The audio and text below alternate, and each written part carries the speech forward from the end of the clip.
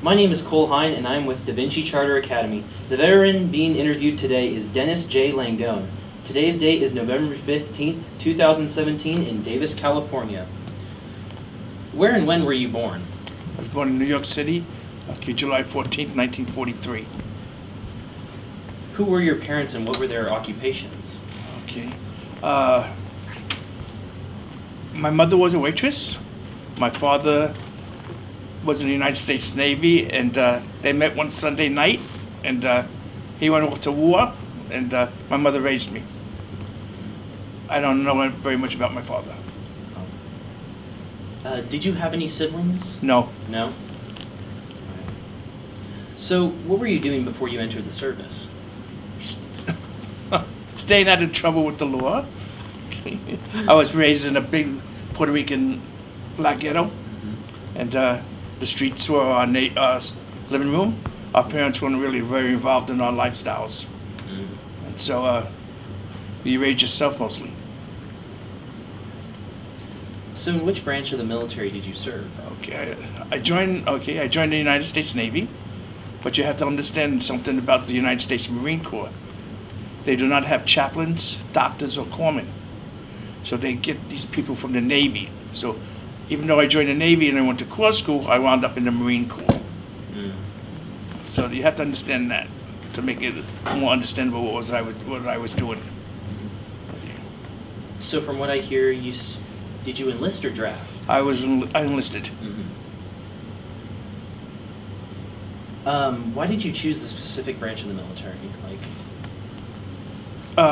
My cousins and other relatives were in the Navy. The Navy sounded better than going into the Marine Corps. Okay. What I knew about the Marine Corps, I just didn't want to do that.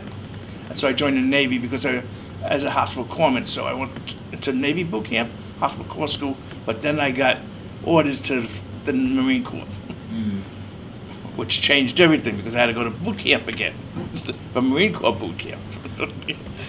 So again, who were the relatives that you said? Oh, some cousins, and okay. etc., who joined the Navy during Korea.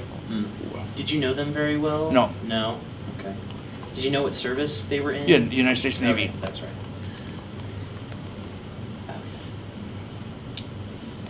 What happened when you departed for training camp and during your early days of training? What do you mean specifically what happened? Like maybe your journey on how you got there. What were your feelings during that time, and what were your feelings when you got to basic training? Okay, first of all, you were ambivalent, and you just didn't know what was going to go on in your life. Okay, nobody told you anything. When you asked a question, you were told to shut up and just listen. Okay, you're going to get 3 meals a day, and you'll probably curse your mother for giving you birth. Oh man. Okay. Okay. Truth. Okay. So I'm guessing they told you it was going to be very hard or rigorous at basic training. Right. What was it like when you first started basic training? For me? Yeah. All of us were just scared. Okay, we didn't know what was going on, didn't get a clue. Basically what they do to you is they bring you down to nothing, and then they start forming you as one unit who thinks alike, acts alike, etc. What sort of activities were you doing to kind of get that certain mentality? Were you guys doing like team building type of stuff, or just basically it was a lot of running, a lot of classes, a lot of training, military type fighting type training. Okay. Do you recall your instructors like at basic training, and if so? You're talking about the Navy or the Marine Corps? Let's go with both. Okay, the Navy I don't remember very much. The Marine Corps, his name was Sergeant Cooley. He was an African American, 6 feet 4 inches, and smoked cigarettes running uphill backwards. Well, we would just panther to get up there frontwards. Okay. Did you? You said you were medic. I was a corpsman. Corpsman. What was the training like? Okay, it was 18 weeks of course school. You learn first aid, etc., those kinds of things. First aid, basically first aid, advanced first aid. Okay, how to do battle dressings, etc., things like that. How to give out aspirins. Okay. How did you adapt to military life, like including the physical regimen, the barracks, food, and social life? I'm here. Yeah. Okay. No. The food in Canis, United States, was good. Okay. Medical attention was good. If you just were adaptable, you made it through. If you weren't adaptable for one reason or another, you just didn't make it through. And even though they try to push you to make you adaptable, a lot of people didn't make it through. That's both boot camps, especially in the Marine Corps boot camp. Okay. Now, what about social life? Like, did you... In the military? Yeah, did you make any friends during, well, let's, like, with the... Yes, you camp? make friends. During Corps school, you made some friends, and Navy boot camp, you made some friends, but you remember most of those guys stayed in the Navy. Okay, only a few of us who went to Corps school went into the Marine Corps. So, for instance, say there was a class of 30 going to Corps school, only about 8 of us went to the Marine Corps. But we all weren't in the same outfit. Okay. So I'm guessing because you were a... We made a lot of Marine Corps friends. Yeah. So I'm guessing you did serve abroad, correct? You served in Vietnam? Yes. Okay. What are some of the memories that you have of that experience? You mean the nightmares? Yeah. Okay. All the training we did in Marine Corps at Camp Lejeune and Quantico, Virginia, and Coronado was nothing to compare to the third day of being in Vietnam. Okay. The realization of it was unbelievable. Okay. It took you a couple of days to realize what you were doing, and you were just bewildered. And you learned how to survive. Basically, if you can live through the first 2 months of Vietnam, you had a better chance of making it through up until you ended tour, and then you had another chance of getting killed because your mind was on going home. And you didn't pay attention. You had to stay focused all the time. Were you ever, well, were there any other memories about that? Well, okay, let's put it this way. In World War I, which you guys never even, World War II, the average GI fought 110 days a year. In Vietnam, we fought 247 days a year. So you can see the difference. Okay, why so much PTSD? Okay, isolation. 52,000 Vietnam veterans killed themselves by suicide. Because the VA wouldn't take care of us after we got out. People, for instance, my first tour of duty, coming home for an hour, I was at John F. Kennedy Airport, and people would spit at me. Okay? Asked me if I enjoyed killing babies and women. And, we really hardly ever killed any babies or women.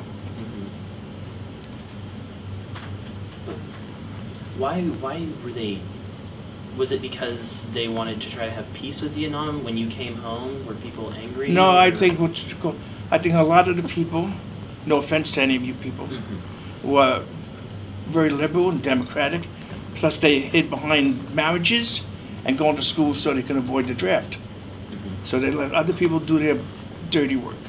And one of the key things that caused the anti-war movement in this country was Korea, World War I, World War II. You didn't have a television, so you never seen what was happening. Americans don't mind fighting wars if they're with airplanes 10,000 feet up in the air and dropping bombs, because then you can't see anything. But when you've seen kids being put in body bags on the 6 o'clock news, you got a little eerie. So, did you ever see combat? Like, exactly. Like, were you Yes. shot at ever? Yes. 247 days a year. Wow.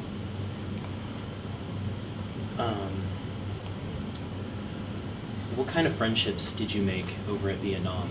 Like after you were out of the boot camp and your schooling and whatever, did you? You were a make bunch of guys together, okay? You were young. We were all young. Like, I was, okay, the average age of a Marine at that time was about 18 to 19. The average age of the Army personnel and the Navy personnel were about 23. Mm. Okay, so we were young, okay, very impressionable. The camaraderie is very strong. Okay, there was no blacks, no Asians, no whites, because everybody had one intention, to go home, and you needed everybody's support. Okay, so, and everybody was treated equally. There was no segregation. The segregation would have just caused a lot of problems. So, how did you stay in contact with your family and friends back home? Didn't. You didn't? Most of us didn't.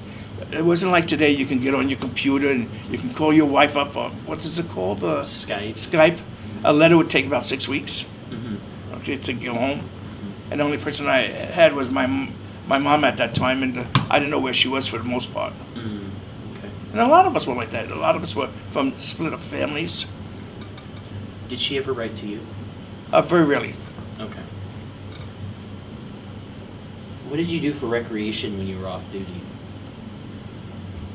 Okay. There's no such thing about being off duty when you were in Vietnam. We're talking about a combat zone. Mm-hmm. Okay. The food was from sea rats from 1942. Okay, and this is, early 1960s. You didn't have any recreation because at night you went on patrols and the day you fortified positions and you got involved. Like I said, it wasn't a day that you get involved in a firefight with the NVA or the VC. Mm-hmm. So, where were you when the war ended? Where was I? Mm-hmm. When Vietnam ended. In 1975. Mm-hmm. Okay, I was still in Stanford. I was going to a PA school, medical school there. So you went to Stanford after I got out of service. And you said how many days did you serve? I served from 1962 to 1970. Okay. How did you return home? Like, what was your transportation that you had? What was the process like? From our base camp? Yes. From helicopter, okay, to Da Nang, then on a Continental airplane to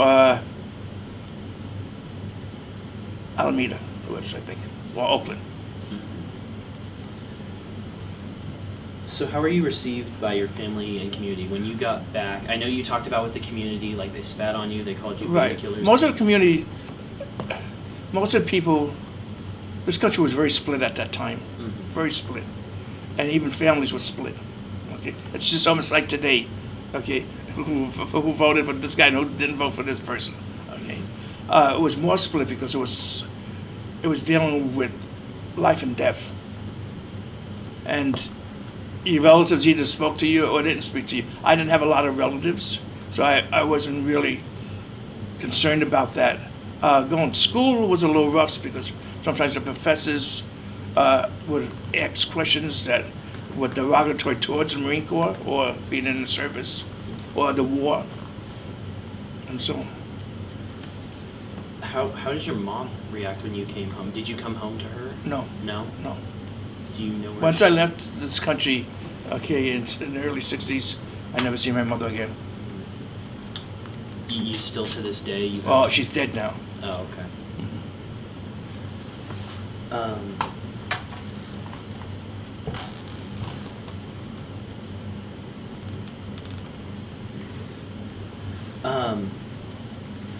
So how'd you readjust to civilian life after that? I haven't.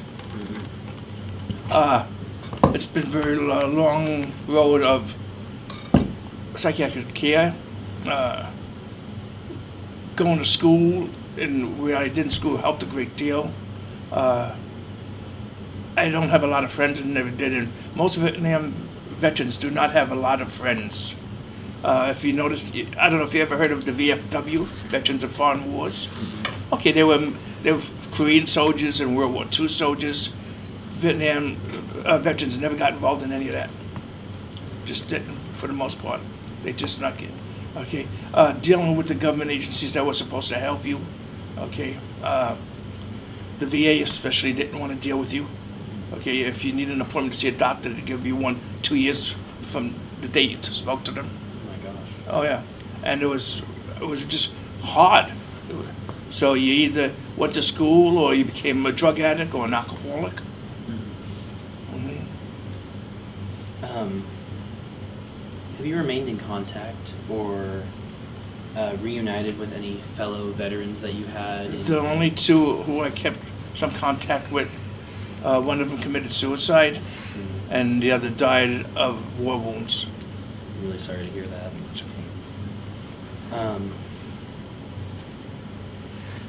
Are you a member of any veterans organization? No. No?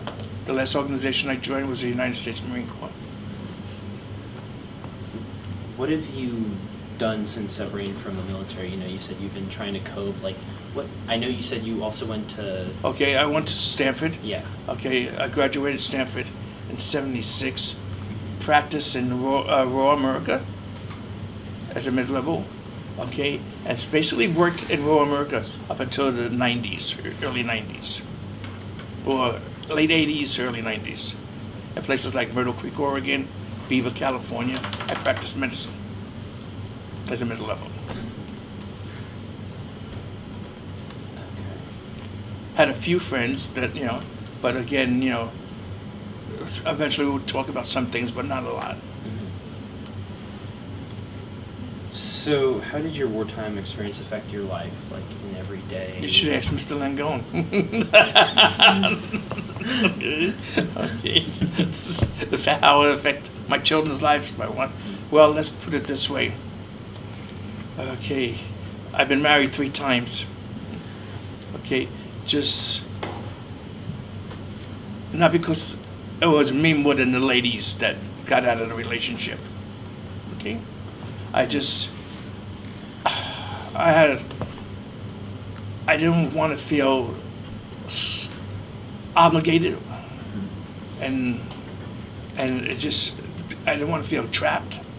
I want to be able to breathe, and I felt,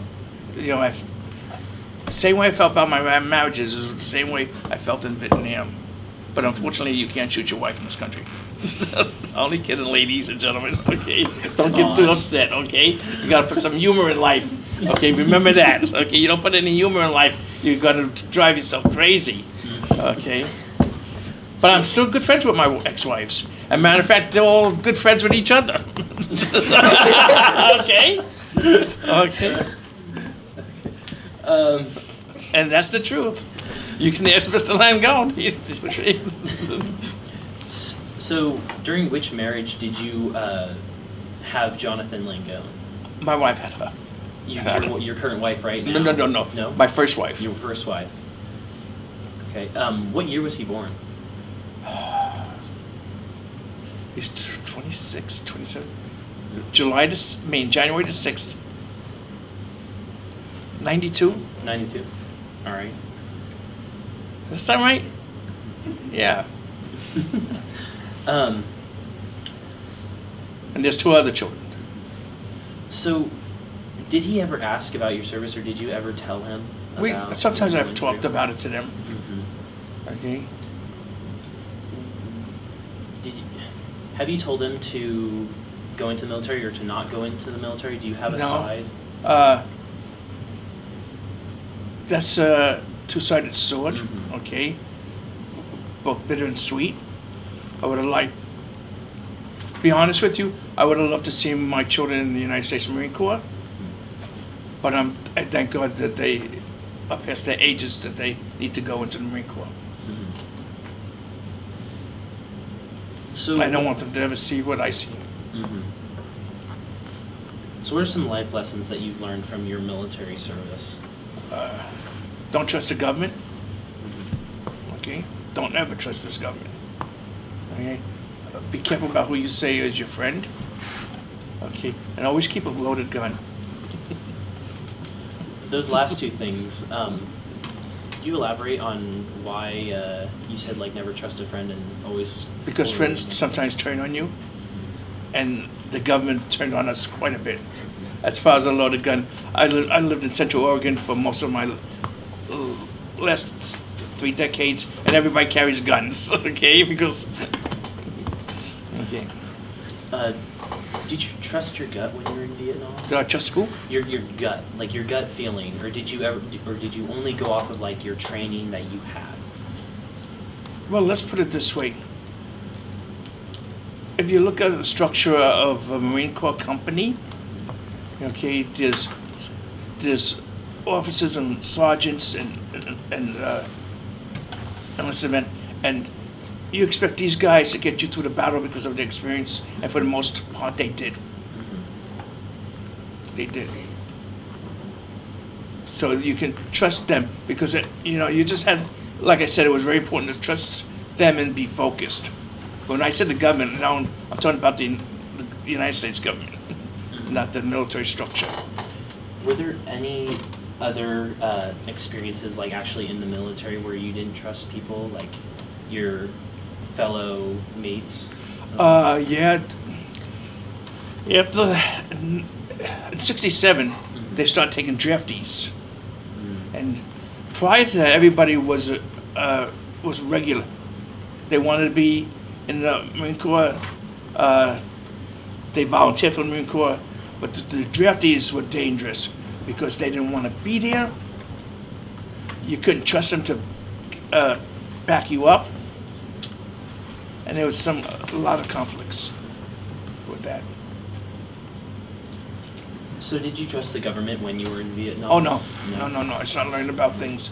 Okay, it wasn't what government was telling the people in this country and what was really going on. It was two different things. Mm-hmm.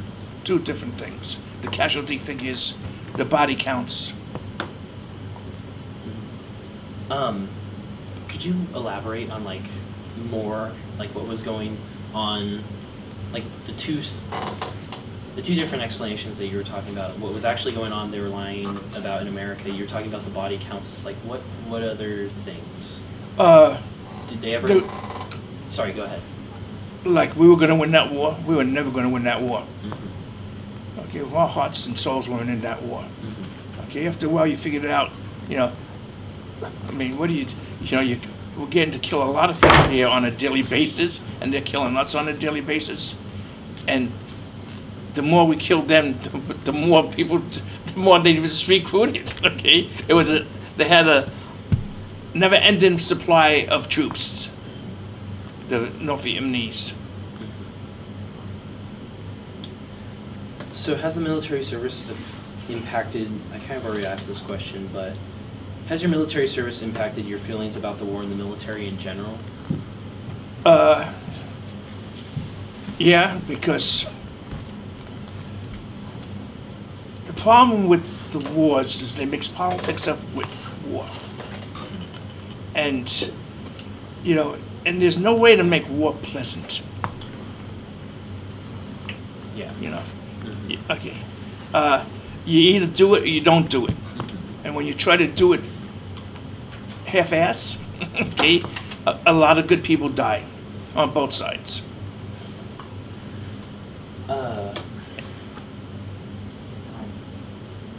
Would you still enlist if you knew what you knew to this day, what would happen, or what you were getting yourself into? No, I would have gone to Canada. Is that what a lot of people did? Yeah, a lot of people went to Canada, and President Carter, I don't know if you guys remember him, he gave an amnesty, Mm-hmm. which was really controversial with a lot of military people. Would you say war is a necessity, or is it necessary? War is a failure of communications. That's what war is. A failure of communications. Maybe some guy has 2 apples and somebody wants the other apple. Okay. Today's wars are not a lack of communication, but I think today's wars are based more on cultural differences than anything else, than political differences or military differences. You got to remember, during the Vietnam War, there were only 19 free nations in this world. And the United States government was definitely paranoid about communism. Is your neck hurt you? Yeah. I'm talking to the little lady. Do you, do you think war is like inevitable or is it avoidable? You ever see 2001 Odyssey? I'm not familiar. That's okay. It was about man going into space and going back in time sometimes. And and they pictured this first war was with chimpanzees. And you see this chimpanzee killing another chimpanzee with a femur bone. I think if you read Tocqueville of America, we're pretty aggressive country, pretty violent. We are compared to other countries. Okay, is it? What is it? Maybe it's. Who knows? People have been looking at that for a long time. You know, what makes America as aggressive as it is? You know. So you said war was a misunderstanding. What was a failure of communications? How was that applicable in the Vietnam War? I don't think it was in the sense because the United States government just didn't trust the communists. Okay. And they were looking at the domino effect, which was basically all these little countries just falling under the rule of Russia. Okay. And so that's where they got their paranoia. You know, even when I was a kid in school, okay, we would have these drills where we had to hide under our desks and everything, okay? And today I think I know it's a lot different. So what message would you like to leave for future generations who will view or hear this interview? The Vietnam War was controversial from day one. It's still controversial, and nobody's come to any conclusion why it started and how it ended, really. You know, what a lot of military people are upset about is that for 18 months they were talking about peace in France, okay, and they made it believe that nothing was going on with that. Our government didn't give us any hint that there was peace talks going on, and more American soldiers were dying, the Marines were dying. If you're going to talk about peace, then you should just say, let's have a little armistice here, okay? So what about like in terms of service and like the psychological things that come with joining the military or the Vietnam War, as well as physical? Like what do you? I already kind of asked you this, like if you knew what you knew, would you still have joined? And you said you wouldn't. Right. Go to Canada. Go to Canada. But if you're going to be there, then you better be prepared to kill people. Did you ever have to do that? Yes. Corpsmen were the first. Corpsmen in the Vietnam War were the first non-combatants to carry arms because the war was so different. There was no trench wars like there were in World War I and World War II. There was no boundaries. Okay, that was really made it rough. Okay, because you didn't know who's going to shoot at you next. Could be a guy just as far away as these two ladies. Do you know like approximately how many you killed possibly? Like. No. No. I wouldn't even. Let's put it this way. You know the weapons we used. Okay. And I wouldn't even want to guess, and I don't even want to think about it. Okay. Yeah. You know, as you get older, you look at things a lot different. You know, and they were young men just like us. They had families just like us, and they probably didn't really want to be there either. Yeah. So, do you know who Robert McNamara was? Oh yeah, he was an idiot. He was the stupidest son of a bitch that walked this earth. So that kind of answers Sorry. the question. You're all adults here, right? Yeah. Does that shock you, young lady? Mr. McNamara was the general manager of Ford. Okay, he built a car called the Edsel, which was a tremendous failure. Then he went to work for the government, John F. Kennedy. Mm-hmm. Okay, unfortunately, Kennedy was assassinated, and he worked for LBJ. The ideas he brought from Ford were the same stupid ideas he put in Vietnam. Okay, one of the things was he was going to build an open barrier across North Vietnam, so the communists wouldn't come over. So he put United States Seabees, okay, on tractors, clearing land, and all the communists do was just shot them off their tractors. The walls went, and it was never built after 3 years. Okay, because they figured we were losing too many people. And then some of his ideas on how to war. And then there was a guy called Westmoreland. You ever hear of him? He was the general in charge. He was another idiot. So how do you think, like, how do you feel that he handled the Vietnam War? Westmoreland? No, I'm sorry, McNamara. Terribly. Him and a bunch of his crony deans and etc. were all Kennedy's people. Johnson kept them all aboard. Johnson LeMay, correct? LBJ, Oh, Lyndon okay. B. Johnson, Okay. President of the United States, who took over the day Kennedy was assassinated in Dallas. Okay, he kept them out of the goodness of his heart, decency for John F. Kennedy and his wife. If you start a business or you get into a new business, the first thing you want to do is get rid of all the high echelon, because they don't work for you; they work for the last guy. And that's what happened with LBJ. He would become one of the greatest presidents of the United States because of his domestic programs. Okay, Medicare, et cetera, et cetera. He did so much for this country. You know, but that war just killed him. And he died 4 months later after he got it. So do you think you would have the same opinions on McNamara if you hadn't served? Like what you were maybe being told by the public or what you were hearing? Well, first of all, I couldn't believe in not serving for my country.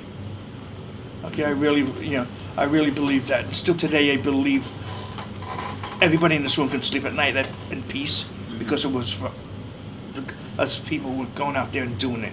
Okay, because there's people out there who don't like us. And if anybody thinks the difference, I mean, I spent some years in Israel. Okay, I mean, there's people that don't like us. Just for one reason or another. And they have no problem taking your apple away from you.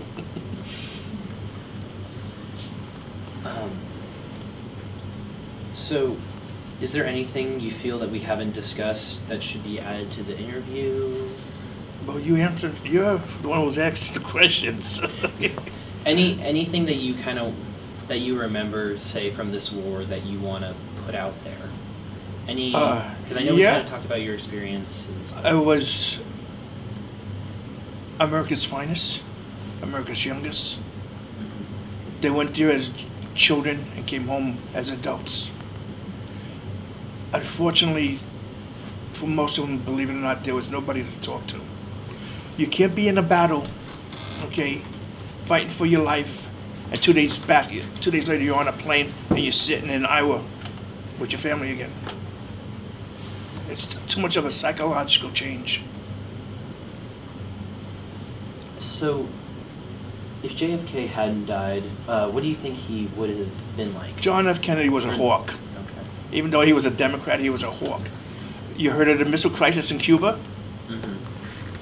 You heard of Khrushchev? Khrushchev is the one who saved the world, not John F. Kennedy. Okay, Khrushchev pushed it, and then he realized this is just crazy to destroy the world over a damn island so we could have some missiles 90 miles away, and he packed up and left. Kennedy was ready. Kennedy had the door open, the key in, and ready to touch the button. He was a hawk. He got us involved in Vietnam. How do you think how do you think the Vietnam War would have been if JFK hadn't been assassinated? Oh, I think basically we would have took off all gloves. Okay, he wanted to, first of all, he was I hope you people understand what I'm saying and don't take it. He was a Catholic, okay, and he was definitely anti-communist. You can't be a Catholic and not anti-communist. And he was determined to wipe them out. And it wouldn't have been a little bit here and maybe a little bit there, and maybe we should stop this and do, oh no, it would be all out with him. There wouldn't have been a Vietnam today. All All right. I already kind of said this. Is there anything else that you want to talk to us about? No. No. What about your experience with coming home from the war? What was life like? How was it finding a job? How was it? Oh, okay. I had a mentor, okay? And his name was David Miner. And he was he was a mentor. And he kept me on track. I never got involved with drugs or alcohol, but I did get involved with working and studying and being isolated from people. And he helped me a lot in the isolation. He helped me a lot in understanding what was going on. And I appreciate that.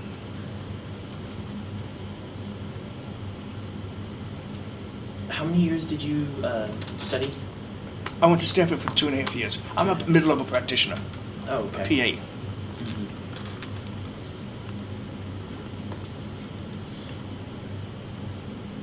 So how did he become your mentor? Well, okay, I met him. He was a naval officer. Matter of fact, he was an admiral. Okay, naval officer who was an intelligence officer in the Navy. And I met him my last tour of duty in Okinawa. Somehow we just hit each other, okay? And we hit it off, and then he retired, came back to Fremont, California, and taught mathematics at Cal State, which is something called different today, I think. I don't think it's called Cal State.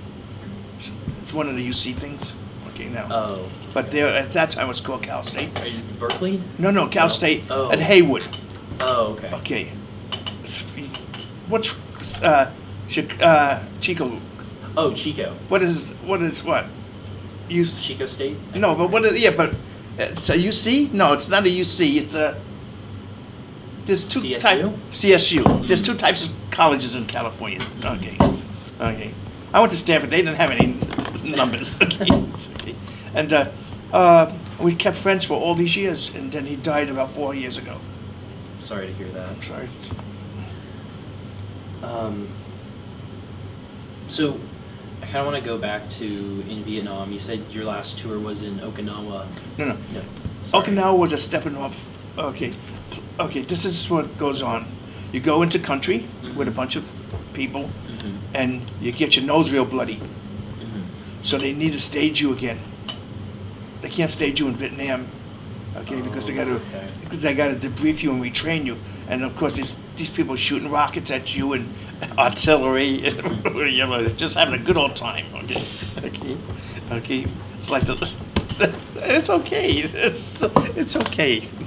And so you had to go someplace. So we used to go to Okinawa, okay, and restation. They bring on new troops and then go back.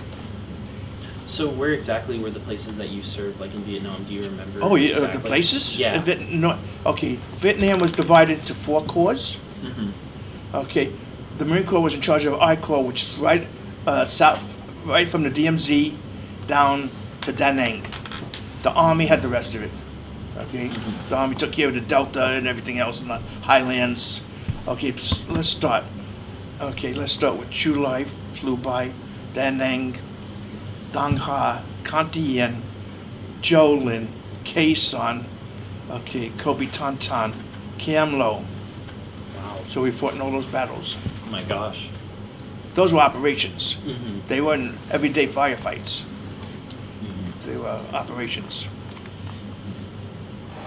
All right. Well, if there's anything else that you No. wanna know? All right. Thank you so much for your time. It has been so nice talking to you. Okay. I hope I didn't shock you guys with some of my statements, okay? I mean, don't, trust your gut, okay, when you go out there in the real world, and always give it your best. And you'll do okay. All right. And question your government. Question your politicians. All right. Thank you so much. Okay, We really thank you, appreciate people. this. Okay.